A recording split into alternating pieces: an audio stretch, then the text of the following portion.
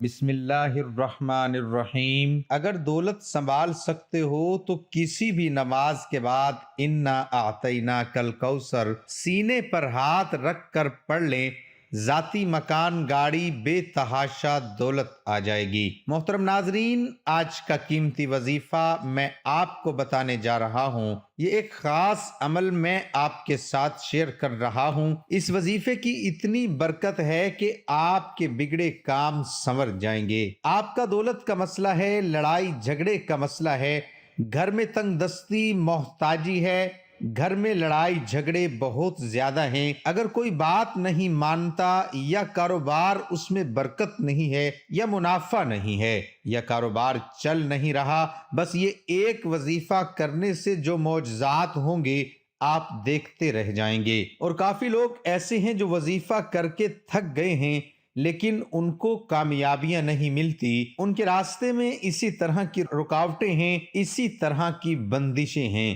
تو ان کے لیے بھی یہ عمل ہے، وہ بھی اس وظیفے کو کر لیں تو انشاءاللہ اللہ پاک ایسا معجزہ فرمائیں گے، اللہ پاک ایسا کرم فرمائیں گے کہ تمام مشکلات، تمام پریشانیاں ختم ہو جائیں گی۔ آج کے دن یہ خاص وظیفہ کیجئے۔ اس سورت کو پڑھنے والا آج تک کبھی کسی حاجت سے محروم نہیں رہا۔ اس آیت کو پڑھنے والے کو مانگنا نہیں پڑتا اور اسے مل جاتا ہے۔ میرے بھائیو، نبی کریم صلی اللہ علیہ وآلہ وسلم نے فرمایا، اے عبداللہ بن قیس، کیا میں تمہیں جنت کے خزانوں میں سے ایک خزانے کے متعلق نہ بتاؤں؟ میں نے عرض کیا، یا رسول اللہ صلی اللہ علیہ وآلہ وسلم، کیوں نہیں، ضرور بتائیے۔ تو آپ صلی اللہ علیہ وآلہ وسلم نے فرمایا، تم کہو لا حول ولا قوت الا باللہ، نہ گناہ سے بچنے کی ہمت ہے، نہ نیکی کرنے کی طاقت مگر اللہ کی توفیق صحیح ہے۔ بخاری اور مسلم نے اس کو روایت کیا ہے۔ تو میرے بھائیوں، آج کا یہ جو وظیفہ ہے، اس کو کتنی تعداد میں پڑھنا ہے، کس وقت پڑھنا ہے، اور اس وظیفہ پڑھنے سے کیا کیا فوائد آپ کو ملیں گے، آج کی اس خاص ویڈیو میں ہم آپ کو اس کے متعلق سب کچھ بتائیں گے۔ حدیث پاک صلی اللہ علیہ وسلم کا ارشاد ہے، اے لوگو، اتنی عبادت کرو جو قابل برداشت ہو، کیونکہ اللہ ثواب دینے سے نہیں رک سکتا یہاں تک کہ تم خوف عبادت کرنے سے اکتا جاؤ گے۔ اب آپ نے اس سورت کو کیسے پڑھنا ہے، کس ترتیب سے پڑھنا ہے، یہ اب طریقہ کار جان لیجئے۔ جب تک آپ کو طریقہ کار نہیں پتا ہوگا پھر عمل اثر نہیں کرتے۔ کچھ خاص احتیاط ہوتی ہیں، تو اب اس کا طریقہ کار جان لیجئے۔ احتیاط میں سب سے پہلے یہ ہے کہ کس وقت آپ نے اس عمل کو کب کرنا ہے۔ دیکھیے، آپ فجر، ظہر، عصر، مغرب، عشاء، تہجد کسی بھی نماز کے بعد کر سکتے ہو، اس میں کوئی پابندی نہیں۔ جب بھی آپ کو وقت ملتا ہے آپ اس وظیفے کو کر سکتے ہو، اس میں کوئی پابندی نہیں ہے۔ کوئی بھی مرد کر سکتا ہے، کوئی بھی عورت کر سکتی ہے۔ اکثر کچھ مردوں کو بھی مشکلات کا سامنا ہوتا ہے، کیونکہ مرد بیچارے اپنی بیوی بچوں کے لیے، اپنا گھر پالنے کے لیے باہر محنت مشقت کرتے ہیں۔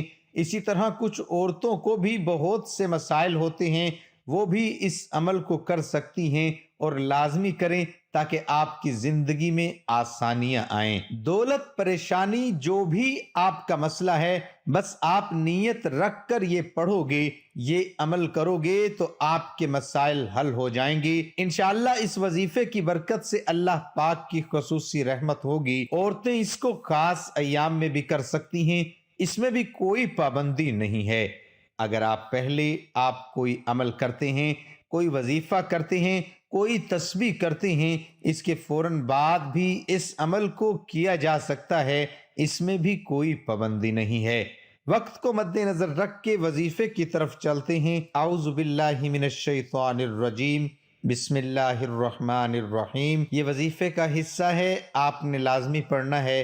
اس کے بعد آپ درود شریف پڑھیں گے، ایک بار میرے ساتھ بھی پڑھیے، اللہم صلی علی محمد وعلی آل محمد کما صلیت علی ابراہیم وعلی آل ابراہیم إنك حميد مجيد اللهم بارك على محمد وعلى آل محمد كما باركت على إبراهيم وعلى آل إبراهيم إنك حميد مجيد۔ یہ درود پاک آپ نے 7 بار پڑھنا ہے آپ صلی اللہ علیہ وآلہ وسلم کی ذات پر، اور اگر کسی میرے بہن بھائی کو یہ درود پاک نہیں آتا، کوئی سا بھی پڑھ سکتا ہے جو اس کو آتا ہے، اور اگر کوئی بھی نہیں آتا تو وہ اتنا کہہ سکتا ہے صلی اللہ علیہ وآلہ وسلم۔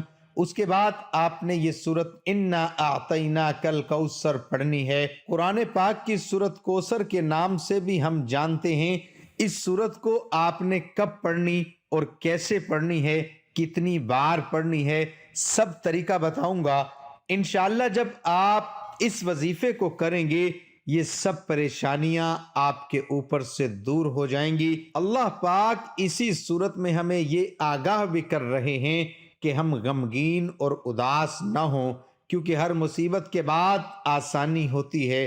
لہٰذا اگر کوئی اللہ تعالیٰ کے دین پر ایمان رکھتا ہے، اللہ تعالیٰ کے وعدوں پر کامل بھروسہ رکھتا ہے، اور اللہ تعالیٰ کے کلام اور رسول اللہ صلی اللہ علیہ وآلہ وسلم کی باتوں پر مکمل یقین رکھتا ہے، تو وہ مصیبت کے بعد آسانی ضرور دیکھے گا، اور اس کی زندگی میں تنگی کے بعد خوشحالی ضرور آئے گی۔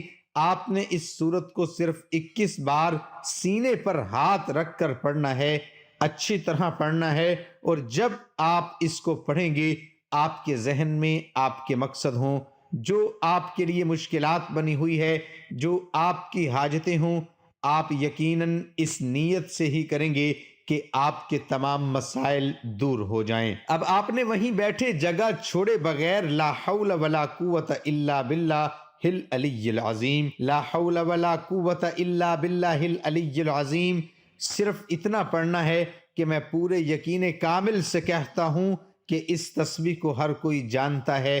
لا حول ولا قوت الا باللہ کا مطلب حضرت عبداللہ بن مسعود رضی اللہ عنہ فرماتے ہیں کہ لا حول ولا قوت الا باللہ کو میں نے رسول اللہ صلی اللہ علیہ وسلم کے سامنے پڑھا تو آپ صلی اللہ علیہ وسلم نے فرمایا کہ اس کا مطلب جانتے ہو کیا ہے؟ میں نے عرض کیا اللہ اور اس کے رسول صلی اللہ علیہ وآلہ وسلم خوب جانتے ہیں۔ آپ صلی اللہ علیہ وسلم نے خود ہی ارشاد فرمایا اس کا مطلب یہ ہے گناہ سے بھرنے کی طاقت نہیں مگر اللہ کی حفاظت سے، اور اللہ کی عبادت کرنے کی قوت نہیں مگر اللہ کی مدد سے، اور فرمایا جو بندہ ہر وقت استغفار کرتا رہتا ہے اللہ اس کی ہر مشکل آسان کر دیتا ہے اور ہر غم دور کر دیتا ہے، اور ایسی جگہ سے روزی دیتا ہے کہ جہاں سے اس کا گمان بھی نہیں ہوتا۔ اس کی آپ نے 100 دانوں کی ایک تسبیح کرنی ہے۔ اس کے بعد آپ نے دعا کرنی ہے سبحان اللہ یا رب کریم، یا اللہ آپ کو اپنی شان کریمی کا واسطہ ہم گناہ گاروں پر اپنے گھر کے دروازے بند نہ کر، ہم سیاکار ہیں لیکن ہیں تو تیرے ہی بندے، تیرے سوا ہمارا کوئی سہارا نہیں، یا ذوالجلال والاکرام ہم تجھ سے اپنے گناہ کی معافی مانگتے ہیں، جو تنہائی میں کیا یا محفل میں کیا، نادانی میں کیا یا انجانے میں کیا، اللہ اپنی شان کریمی کے صدقے، اپنے کعبہ کی عظمت کے صدقے معاف کر دے۔ تمام دوستوں سے گزارش ہے کہ اللہ تعالیٰ کے 99 ناموں میں سے ایک نام ضرور ٹائپ کریں۔ اللہ ہم سب کا حامی و ناصر ہو۔ اللہ حافظ۔